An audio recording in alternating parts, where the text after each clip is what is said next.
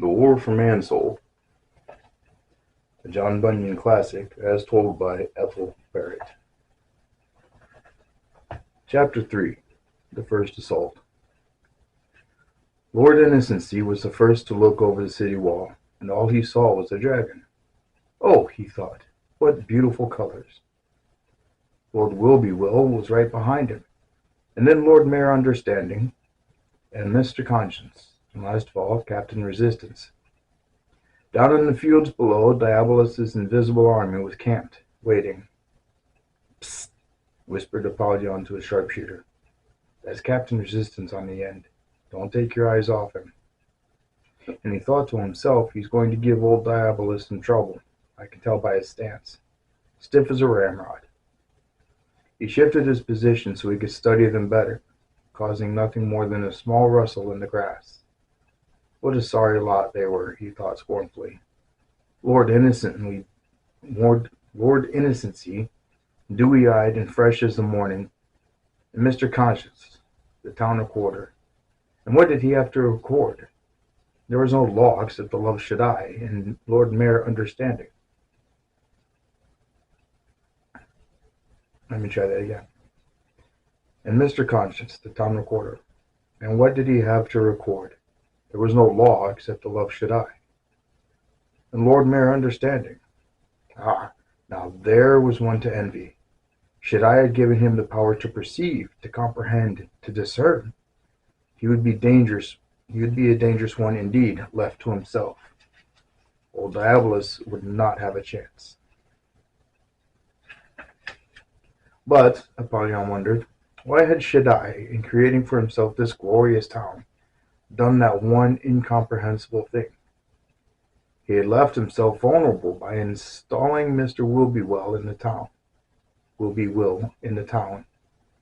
Yea, as one of the very gentry of Mansoul. And he had given Will-be-Will the power to make choices. Now, the ramifications of this were enough to stagger the imagination. How Shaddai could have him put himself in such a hazardous position was an unfathomable mystery. Why create a creature for one's glory and delight, and then give that creature the power and the prerogative to deny one? Why not make it impossible for the creature to have any power of choice? Ah, but then it would not be love. But the greatest thing about love is to be chosen. Will-be-Will was shouting something from the wall. But what a chance for Shaddai to take, Apollyon concluded, as he stirred himself and got into position. What a precarious gamble. If one did not hate Shaddai, one could almost pity him for putting himself in a position to be rejected by his most beloved creation.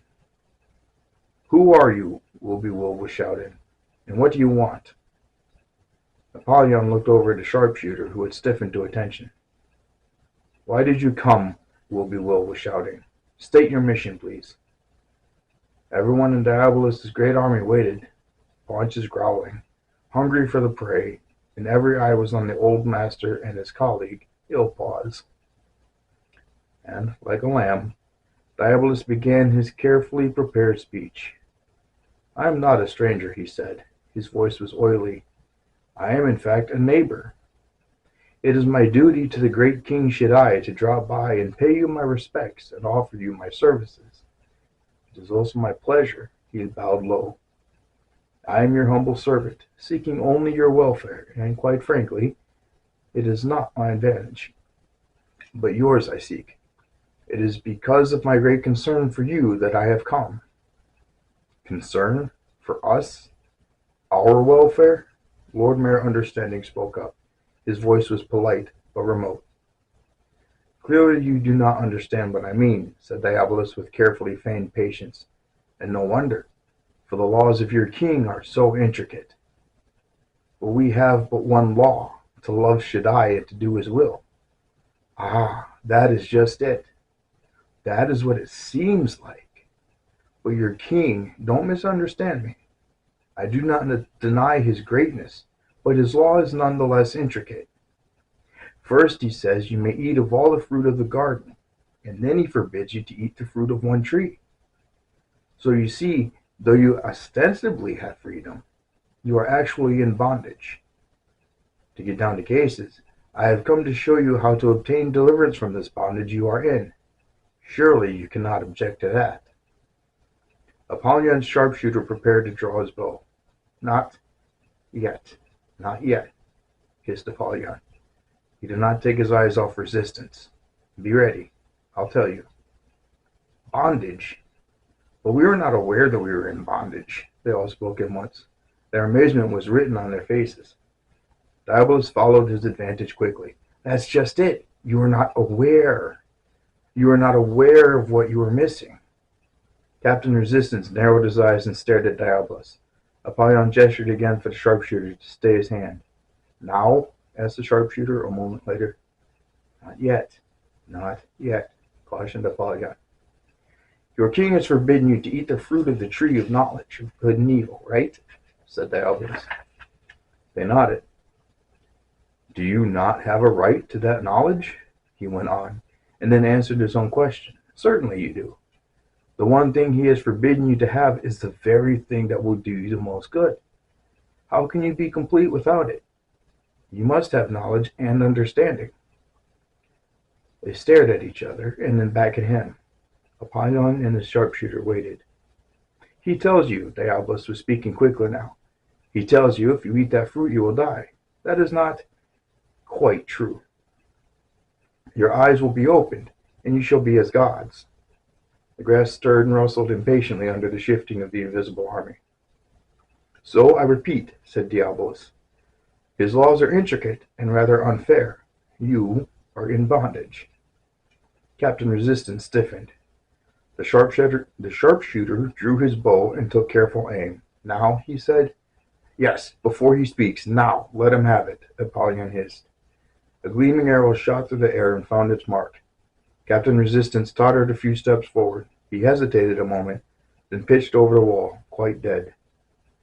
The officials of Mansoul were horrified. The town was now without courage or heart to resist. Mr. Conscience looked completely bewildered. Lord Wilby-Will stared at Diabolus with new eyes. Lord Mayor Understanding looked as if someone had dealt him a blow. And while they stood thus, Mr. Illpaws stepped forward. This was just what he was waiting for. That first bit of uncertainty, the first hesitation. "Gentlemen, gentlemen," he cried. They stared at him. In the shock of Captain Resistance' death, they had not seen him appear. They concluded that they had just not noticed him before. "Gentlemen," he said softly now that he had their attention, "what my master says is true. We can only hope that you will be reasonable and accept his advice. He has a very great love for you, and though he well knows he runs the risk of King Shaddai's anger, his love for you is such that he is willing to take that risk. I have only this to add. I beg you to consider his words. Remember that you have no power." They looked at each other. "No power?" "That you know very little." They looked back at him. "And that this is the way to know more. If you do not accept this good counsel," he shook his head sadly, "then you are not the men I took you to be." There was a long silence. Only the rustling of the grass. Then finally, "Ah," said Lord Mayor Understanding, "it would be nice to have all knowledge and understand." He suddenly noticed that Innocency was beginning to tremble. "Lord Innocency, is something the matter?" Innocency began to sway and wobble where he stood. "All knowledge and... My lord, you look pale. What is the matter?" Innocency's knees were buckling. "My lord, if you are ill... Oh, my lord Wilby-Will, Mr. Conscience!" Innocency sank quietly where he was, and sprawled flat, apparently lifeless. The officials gathered around and bent over him, slapping his wrists. Lord Mayor Understanding stood there, shocked, waiting. After a long moment, Wilby-Will straightened up. "He's dead, my lord mayor. Sinking spell, it would seem. Took him suddenly." "Ah," said Lord Mayor Understanding, "that is sad." And sad it was indeed. For Innocency and Resistance were the beauty and glory of Mansoul. The two opponents Diabolus feared the most. The others stood there, shocked, waiting. Then... "It will not hurt to consider what the dragon says," said Lord Mayor Understanding. He looked at Lord Wilby-Will. "Let's go call a meeting," said Wilby-Will. And that is exactly what they did. First they went to have a look at the forbidden fruit. Then they considered the idea. Then they fell to and began to eat. As the moments flew by, Diabolus and his army waited outside, every eye on the gates. Then finally, "The ear gate, it's opening!" The cry went up like thunder, and it seemed to fill the universe and reach the heavens and rumble along the plains and echo through the pit in the distance. And even as they watched, the eye gate opened too. The rustling grass seemed to shiver though the sun was shining and the plain was warm. And then it was suddenly alive with thousands of demons and warlords of every rank, all with their accoutrements of warfare. Diabolus and his great army materialized as if out of thin air. They broke ranks and rushed forward. It was hard to hold them back. "Wait!"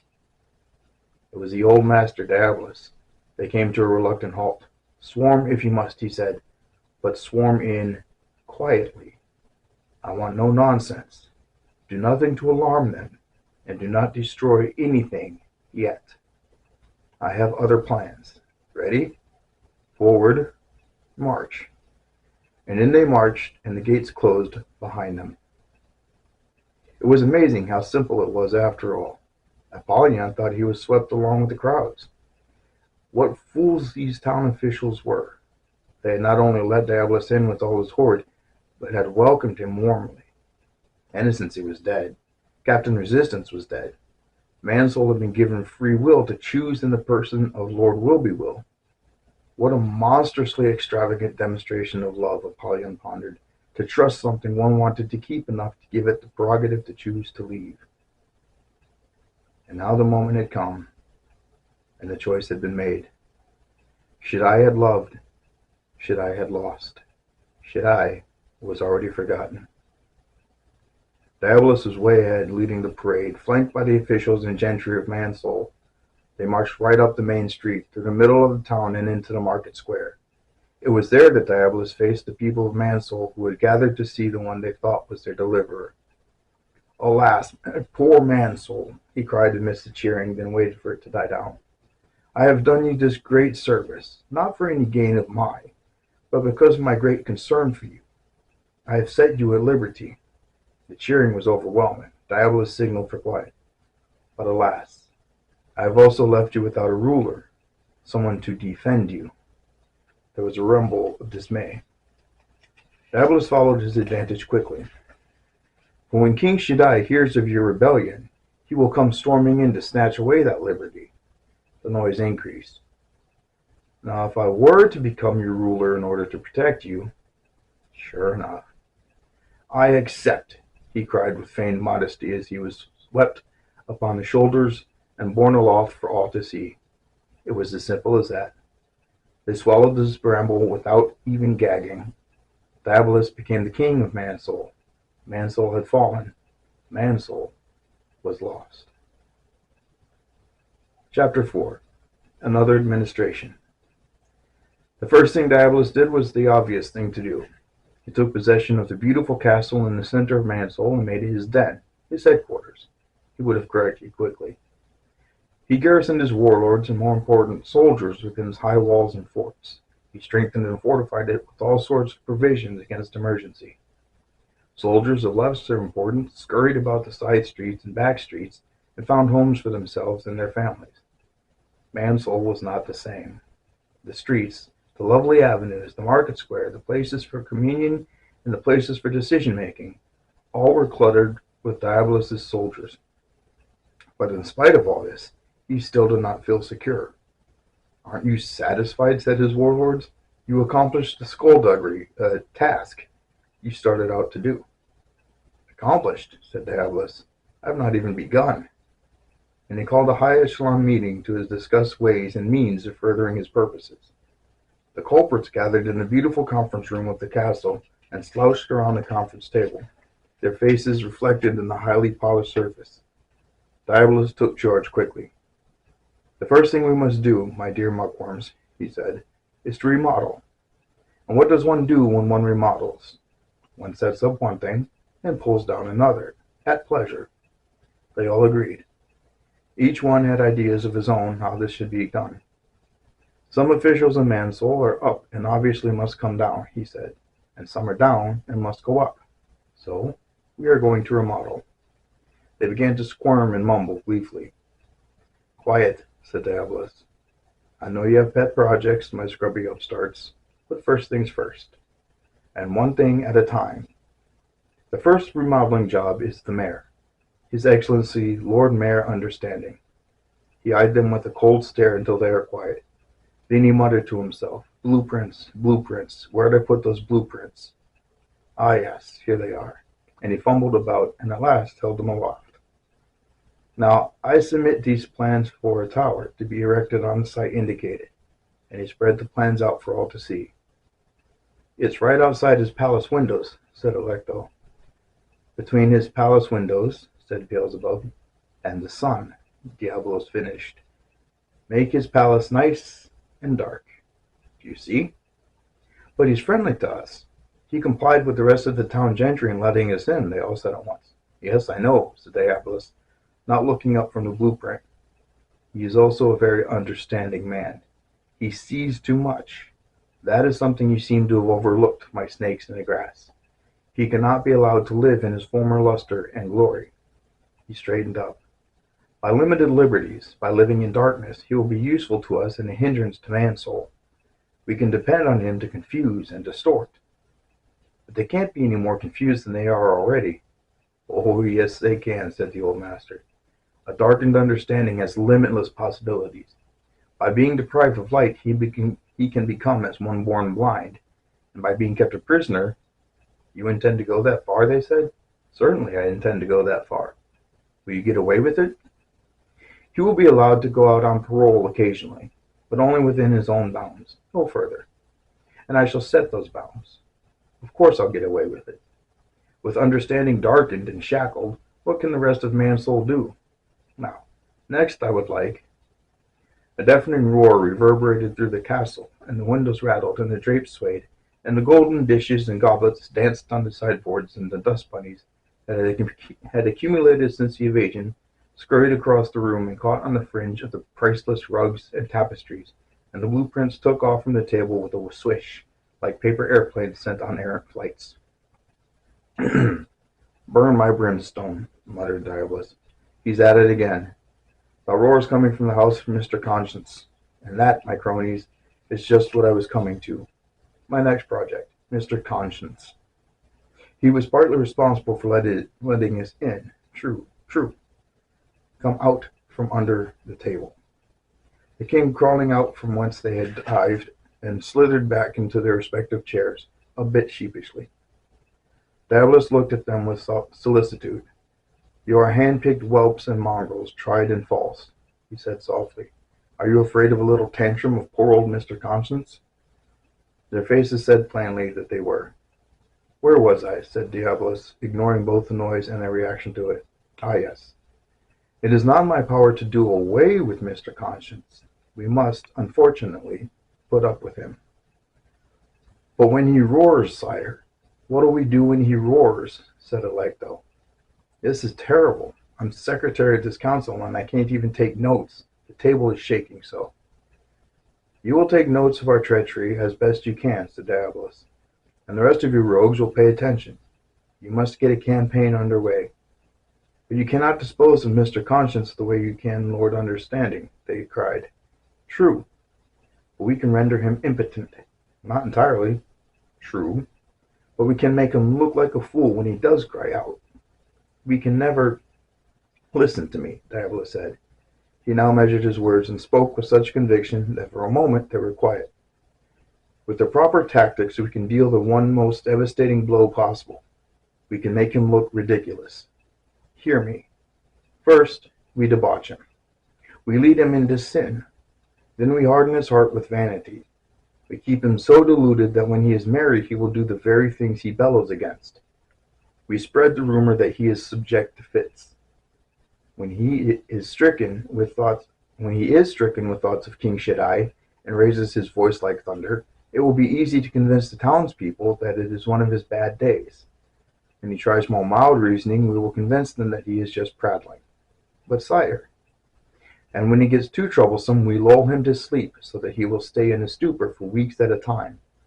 Master, my lord, quiet. When we get finished, the people of Mansoul will take whatever Mr. Conscience has to say with their tongues in their cheeks. He will bother no one." They were all silent for a full moment. Then, "But Mr. Conscience will never be wholly yours," they said at last. Daedalus' eyes were like fire. "Perhaps not. But we can convince them that he is quite mad." He walked over to a window and looked out toward the house of Mr. Conscience. "No," he said, "he will never be wholly ours."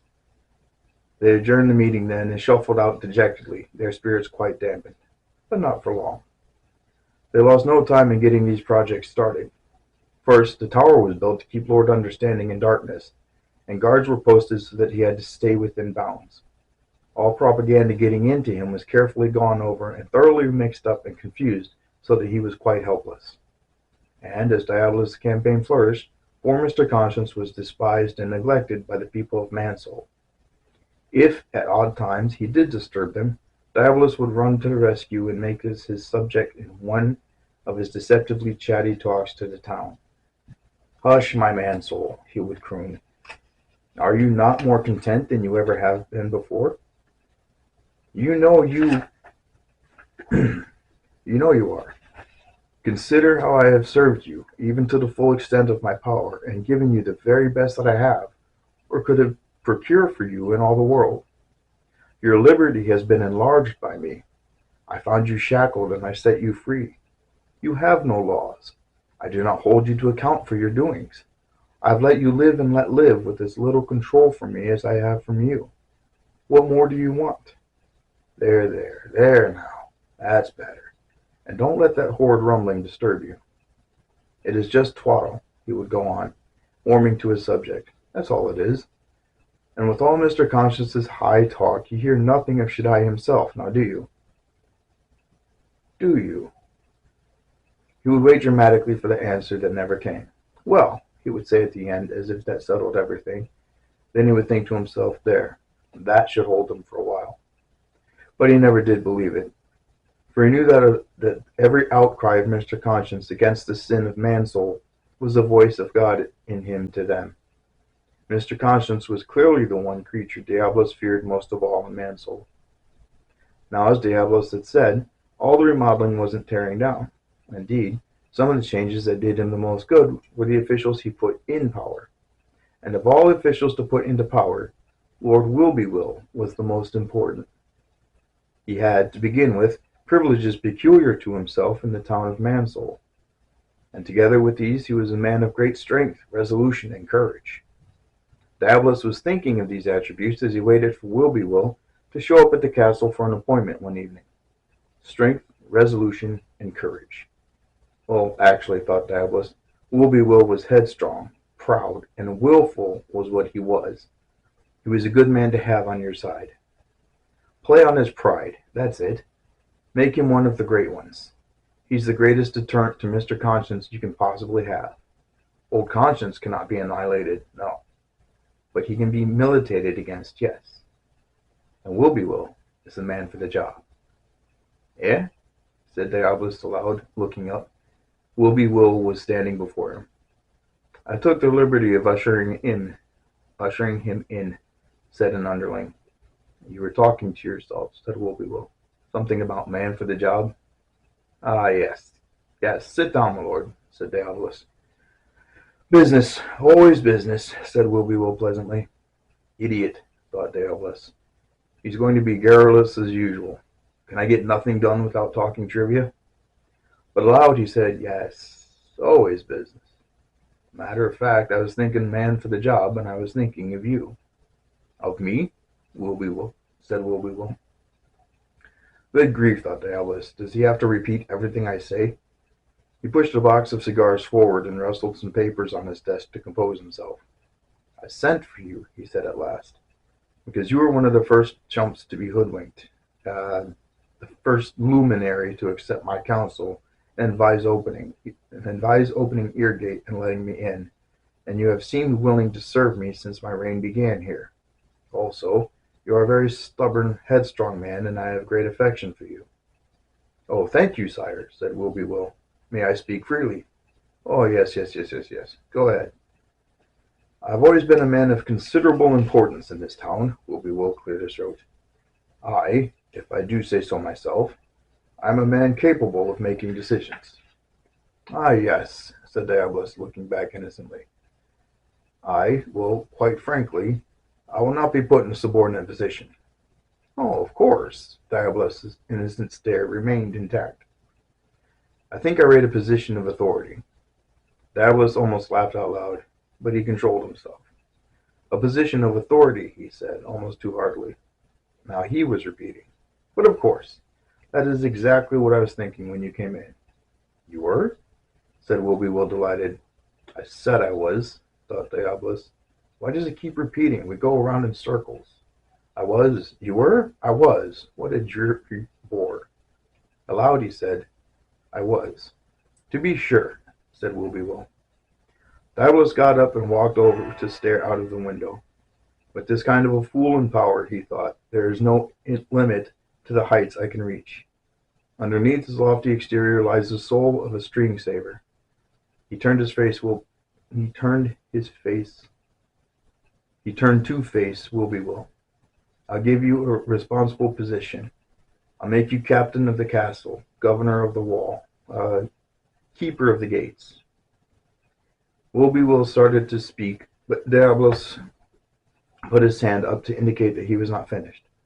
We'll put a clause in your contract that nothing in the town of Mansoul can be done without your consent. How do you like that? Will Be Will nodded to indicate that he did. And we'll give you a secretary, Diabolus went on. I already have a man lined up for the job, a fellow by the name of Mr. Mind. Just imagine, the whole town will have to kowtow to the whims of will and mind. How do you like that? Diabolus did not wait for an answer. He rushed on. You can be the big boss, under my supervision, of course. You'll be the biggest yes man, statesman. Statesman is the word I want. The biggest statesman Mansoul has ever known. Oh, thank you, sire, sighed Will Be Will. My pleasure, said Diabolus. Of course, you will take an oath of fidelity to me. Just a matter of form. Oh, yes, of course, sire. And Mr. Conscience? Oh, I understand about him, sire. And Will Be Will made a circle with his index finger, pointing to his head. Exactly, said Diabolus, making a similar gesture. It would be better if you did not even talk to him. Oh, and when you and Mr. Mind get your offices ready and clean out the old files, if there should be any old parchments hanging about, would you? Of course, said Will Be Will. All old contracts, laws, pledges, and fidelities shall be thrown out.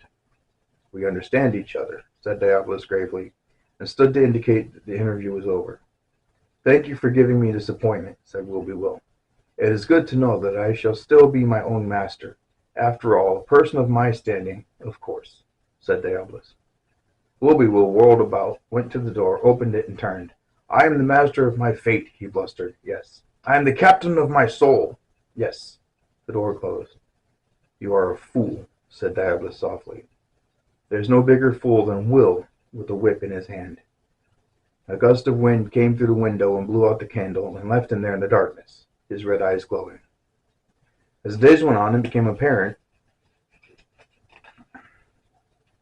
I should have grabbed the page before. As the days went on, it became apparent that the success of Diabolus' strategy depended on his choice of officials. Diabolus was very scrupulous about this, inasmuch as Mansoul was the most ancient of corporations before he came to it. He feared as if he did not maintain greatness, they might object that he had done them an injury. And so that he might see that he did not intend to lessen their grandeur or to take from them any of their advantageous things, he carefully chose officers who would content them as well as please them. Some changes were necessary, of course. For instance, Lord Mayor Understanding was temporarily disabled, so it became necessary to appoint a new mayor. And Lord Lustings was just the man for the job. His platform was, I want what I want, when I want it. And as he had no eyes or ears, he could be depended upon to fall in line. And then, of course, the new town recorder was necessary, with poor Mr. Conscience completely unfit for his job, and completely unable to keep his nose out of the affairs of Mansoul. The man appointed had to be able to cope with this. He was. His name was Forgetgood, He could remember nothing but mischief and do it with a delight. He was just naturally prone to do things that were hurtful. He kept Mr. Conscience in a coma most of the time. Ah, yes, said Diabolus. When those who sit aloft are corrupt themselves, they corrupt the whole region and country where they are. He was sitting at his desk in the castle, going over some official papers. Put the right men in power, he said, and everything else takes care of itself. What have we here? Ah, yes, the list of new aldermen and constables. Fine. Mr. Haughty, Mr. Hardheart, Mr. Pitiless, Mr. Cheating, Mr. Incredulity. Who is he? Ah, yes, he's the fellow they call Unbelief. Surly chap. He'll do very well. And Mr. False Peace. He's a good one. Mr. Atheism. I've always fancied him. Yes, these will do fine. And the bailiffs and sergeants. Oh, fine. They're all relatives of the alderman. I guess I can okay this. He scribbled his signature across it. Then he reached across his desk toward his box of brimstone cigars. Yes, but the right men in power, and everything else falls in place. With these officials installed, things would undoubtedly go comfortably from bad to worse.